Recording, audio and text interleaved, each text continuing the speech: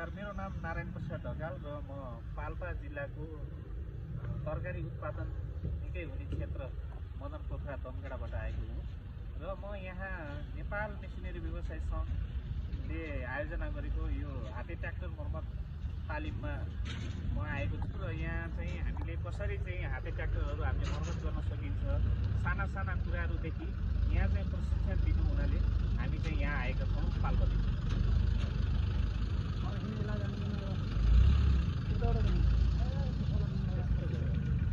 फेरि भन्नु पर्यो कट भइहाल्छ।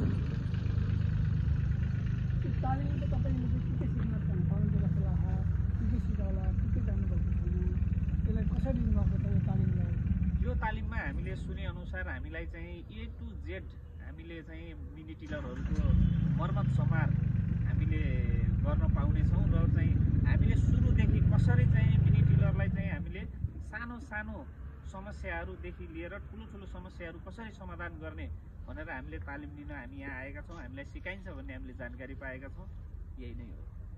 यो तालिम तपाईँले सिकेपछि अरूलाई पनि सिकाउनुहुन्छ कि के गर्नुहुन्छ साधारण? यो तालिम प्राप्त गरिसकेपछि हामीले पनि अब गाउँ गाउँमा गएर चाहिँ सानो सानो समस्याहरूलाई किसानहरूलाई चाहिँ सहर बजारसम्म जानुपर्ने यो चाहिँ तपाईँहरूको समस्या चाहिँ हामीले चाहिँ नि समाधान गर्छौँ भन्ने हामीलाई यो तालिमबाट लागिरहेको छ। आयोजक टिमलाई के भन्न चाहनुहुन्छ? आयोजक टिमलाई विशेष धन्यवाद दिन चाहन्छु। यस्तै कार्यक्रमहरू सधैँ आगामी वर्षमा गाउँ गाउँदेखि दूरदराजदेखि चाहिँ हरेक कृषकको सामु यो चाहिँ तालिमहरू पुगोस् भन्न चाहिँ म आयोजकलाई चाहन्छु र विशेष गरी धन्यवाद प्रकट गर्न चाहन्छु। अन्त्यमा के भन्न चाहन्छु समग्र तालिमको बारेमा?